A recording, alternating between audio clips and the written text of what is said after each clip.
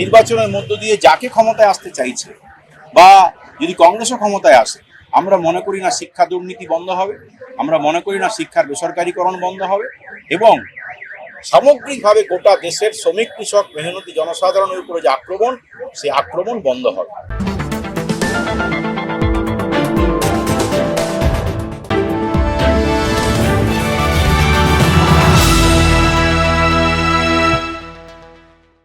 জান্তার মান্তারের আন্দোলন ও তার জয়ের পর প্রথমবার কলকাতায় পা রাখলেন নেহা বোরা।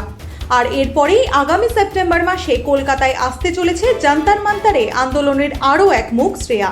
কি হবে তাদের কর্মসূচি, তাদের আন্দোলনের দাবি কি, তার সবটাই জানালেন অল ইন্ডিয়া ডেমোক্রেটিক স্টুডেন্টস অর্গানাইজেশনের রাজ্য সম্পাদক বিশ্বজিৎ রায়। আমরা দেখলাম এই কলকাতার রামমোহন হলেতে আইসার প্রেসিডেন্ট নেহা বোরা তিনি এসেছিলেন, তিনি বক্তৃতা দিলেন, তিনি জানালেন যে জেনজির একটা ট্যুর হবে, জেনজি রাইজিং ট্যুর, যেটা শুরু হলো কলকাতা থেকে।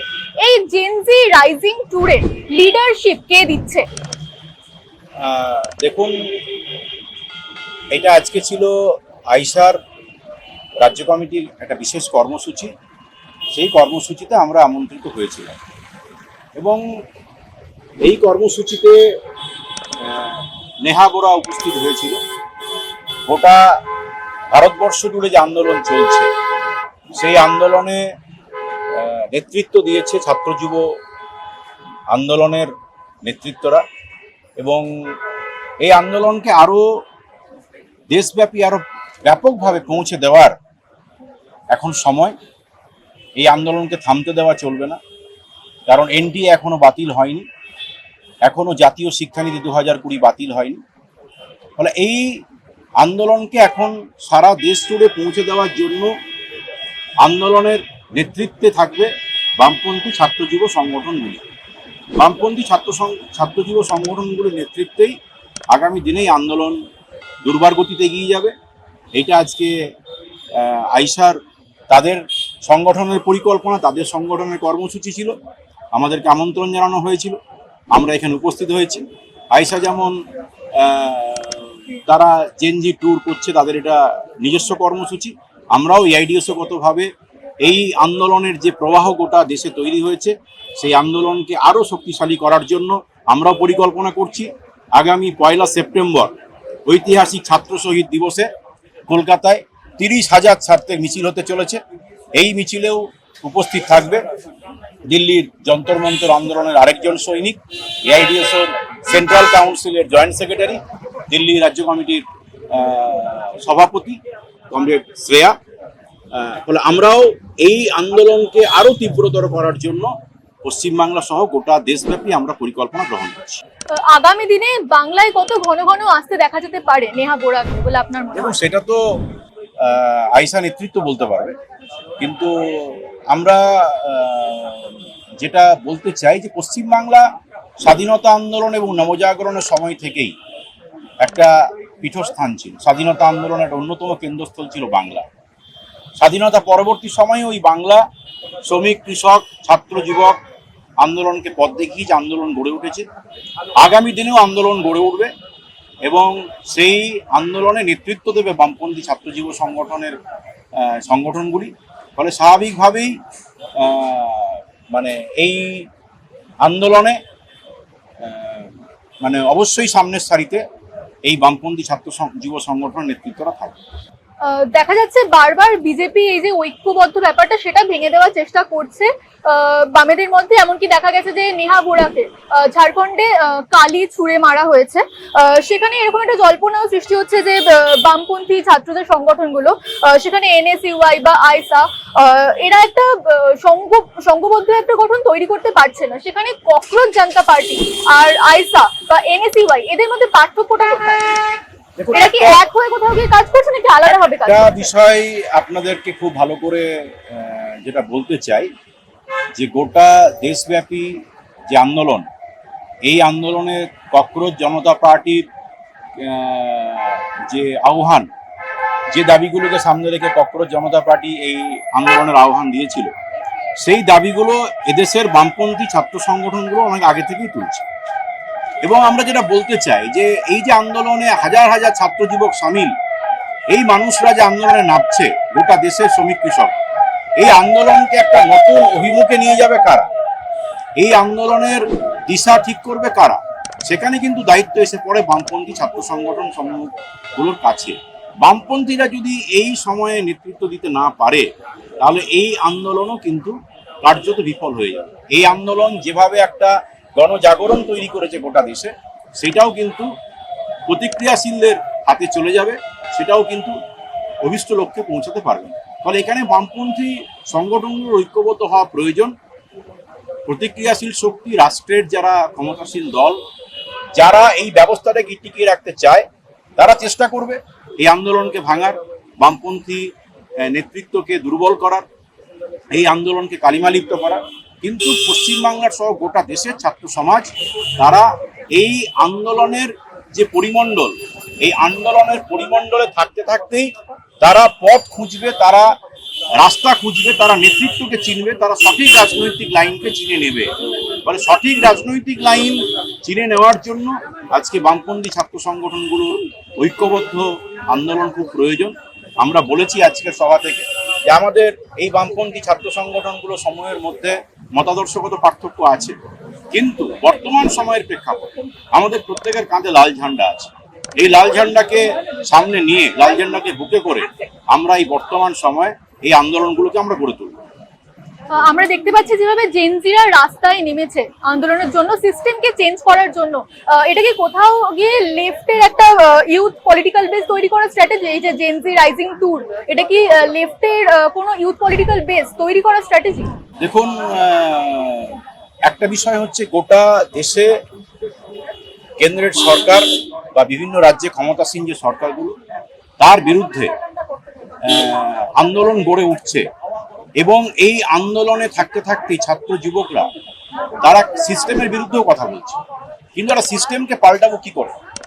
আজকে সভা থেকে আমরা যেটা বলেছি যে দেখুন, বাংলাদেশে কিংবা নেপালে, সেখানেও তো জেনজিরা, সেখানেও তো তরুণ প্রজন্ম একটা অভ্যুত্থানের মধ্য দিয়ে একটা স্বৈরাচারী সরকারকে সরিয়ে দিল।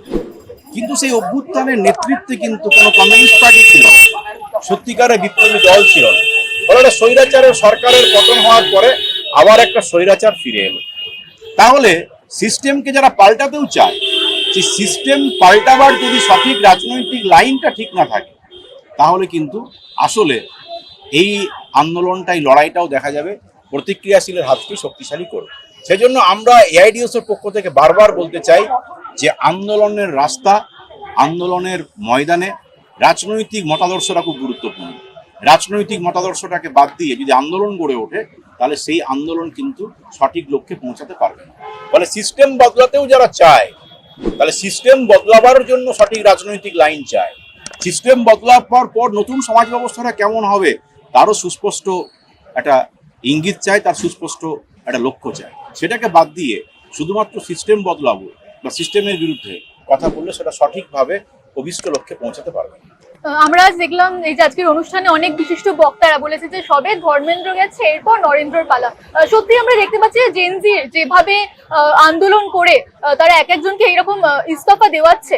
আমরা কি 2029-এর লোকসভাতে কি লোকসভার চলাকালীন কি আমরা প্রধানমন্ত্রীকে দেখতে পাবো, আমাদের নরেন্দ্র মোদীকে কি প্রধানমন্ত্রী হিসেবে দেখতে পাবো? দেখুন, ইতিহাস বিকৃতি থেকে শুরু করে আমাদের শিক্ষাকে বাঁচাতে, দেশের শিক্ষিত তরুণ সমাজকে আগামী দিনে নতুন স্বপ্ন দেখানোর যে হাতছানি দেখানোর যে সুযোগ এসেছে, তাকে হাতছাড়া করা যাবে না। ধর্মেন্দ্র হয়েছে, নরেন্দ্র বাকি আছে। নরেন্দ্রের জন্য তৈরি থাকুন বন্ধে, ঐক্যবদ্ধ লড়াইয়ের মধ্য দিয়ে নরেন্দ্র যাবে। এটা যারা বলেছেন তারা বলতে পারবেন কি হয়েছে, কিন্তু আমরা মনে করি না যে এই যে ফ্যাসিবাদ, এই ফ্যাসিবাদকে নির্বাচনী লড়াইয়ের মধ্য দিয়ে এই ফ্যাসিবাদকে পরাস্ত করা যাবে।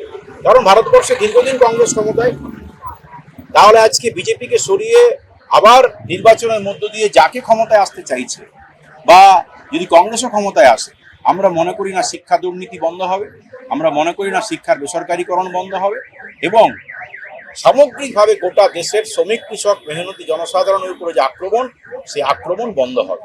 ফলে নির্বাচনের মধ্য দিয়ে সরকার পাল্টায়, নির্বাচনের মধ্য দিয়ে নেতা পাল্টায়, আর ফ্যাসিবাদ আনে হচ্ছে শ্রেণী। শ্রেণীকে উচ্ছেদ করতে না পারলে এই মালিকি ব্যবস্থাকে উচ্ছেদ করতে না পারলে তাহলে কিন্তু ফ্যাসিবাদকে পরাজিত করা যাবে না। ফলে নির্বাচনে যারা নরেন্দ্র দাবি তুলছেন, নরেন্দ্র মোদীর পদত্যাগের দাবি বা নরেন্দ্র মোদী নির্বাচনের মধ্যে দিয়ে সরে যাবে, জনসাধারণের আন্দোলনের চাপে যেভাবে গোটা দেশব্যাপী আন্দোলন গড়ে উঠছে, বিজেপি সরকার যদি ক্ষমতা থেকে সরে যাওয়াই উচিত। সরেও যদি যায়, যে নতুন সরকার আসবে সেই সরকারও কিন্তু গরিব খেটে খাওয়া মানুষকে মুক্তির পথ দেখাতে পারবে না। ফলে এখানেও কিন্তু আন্দোলনের রাস্তা, লড়াইয়ের রাস্তা, রাজনৈতিক প্রশ্নটা খুব গুরুত্বপূর্ণ। সেজন্য আমরা বলতে চাই এই সিস্টেমকে পাল্টাতে হবে। যে অভ্যুত্থান হয়েছে সেই অভ্যুত্থানও চাই, সেই অভ্যুত্থানের নেতৃত্বে চাই, বিপ্লবী পার্টিকে চাই, বিপ্লবী নেতৃত্বকে সঙ্গে নিয়ে বিপ্লবী নেতৃত্বের মানে পরিচালনাতেই সেই সিস্টেমকে পাল্টাবার, এই পুঁজিবাদী ব্যবস্থা, এই মালিকি ব্যবস্থাকে উচ্ছেদের রাজনীতি চাই। এটাই আমরা এই বিষয়ে মনে করি। সিস্টেম পাল্টানো নিয়ে যখন কথা হচ্ছে, আমার শেষ প্রশ্ন এটাই থাকবে, শুভেন্দু অধিকারী নতুন ল্যান্ড আইন আনতে চলেছেন, যেখানে ল্যান্ড অ্যাকুইজিশনের জন্য যাতে মানে ইন্ডাস্ট্রি আসে এবং সেখানে সিঙ্গুরও রয়েছে, সেই সিঙ্গুর যেখানে আপনারা টাটাকে আনতে চেয়েছিলেন এবং তারপরে গিয়ে আমরা দেখেছি মমতা শুভেন্দুকেও টাটাকে আনতে দেয়নি। সেই সিঙ্গুরতে আবার ল্যান্ড আইন আনতে চলেছেন, কি বলবেন সেটা? এটা ভুল করছেন, আমরা টাটাকে আনতে চাইনি। এবং যখন টাটা পশ্চিমবাংলায় ক্ষমতায় বামফ্রন্ট সরকার আনতে চেয়েছিল, তখন এসইউসিআই দল একটা একক বামপন্থী শক্তি হিসাবে তখন অবস্থান করছিল, বামফ্রন্টের মধ্যে ছিল না। আমরা সে সময়ই বলেছিলাম এখন শিল্পায়ন হতে পারে না। শিল্পায়ন কথাটাই ভাঁওতা। গোটা দেশে যেভাবে ভয়াবহ সংকট, যেভাবে মানুষের ক্রয় ক্ষমতা কমছে, এই সময়ে আজকে একটা শিল্প হলেও 10টা শিল্প, 100টা শিল্প বন্ধ হচ্ছে। যতটুকু শিল্প হচ্ছে সেগুলো হচ্ছে পুরোটাই হচ্ছে পুঁজি নির্ভর শিল্প। সেখানে কিন্তু গরিব সাধারণ মানুষ, বাড়ির ছেলেরা চাকরি পাচ্ছে না। ফলে শিল্পায়ন কথাটাই ভাঁওতা। ফলে এখন শিল্প হতে পারে না এই পুঁজিবাদী সংকটের যুগে। ফলে আমরা মনে করি যে আজকে নতুন ল্যান্ড আইন করা হোক বা যাই করা হোক, তাতেও করে কিন্তু নতুন করে শিল্প স্থাপন করতে পারবে না। শিল্পায়ন তখনই সম্ভব হতে পারে যখন এই ব্যবস্থাটাকে উচ্ছেদ করে দেওয়া যায়। এই ব্যবস্থা এতটাই সংকটগ্রস্ত, এই ব্যবস্থাটা এতটাই খাদের কিনারায় দাঁড়িয়ে আছে, এই ব্যবস্থাকে টিকিয়ে রেখে শিল্পায়ন এবং বেকারদের কাজ, সকলের ঘরে শিক্ষা, সকলের হাতে কাজ, এটা অসম্ভব। এই জন্যই আমরা এই কথাটাই বলতে চাই যে আজকে যদি একটা দুটো কোথাও শিল্প হয়, তাহলে দেখা যাবে আরো কয়েক হাজার শিল্প বন্ধ হবে, কয়েক হাজার শ্রমিক ছাঁটাই হবে। ফলে এরকম একটা পরিস্থিতিতে আমরা মনে করি যে আজকে সিস্টেম পাল্টাবার যে রাজনীতি, সেই মানে এই ব্যবস্থাটাকে, পুঁজিবাদী ব্যবস্থাকে, মালিকি ব্যবস্থাকে বিপ্লবের মধ্য দিয়ে উচ্ছেদ করতে না পারলে গরিব খেটে খাওয়া শ্রমজীবী মেহনতি মানুষের মুক্তির কোনো রাস্তা নেই।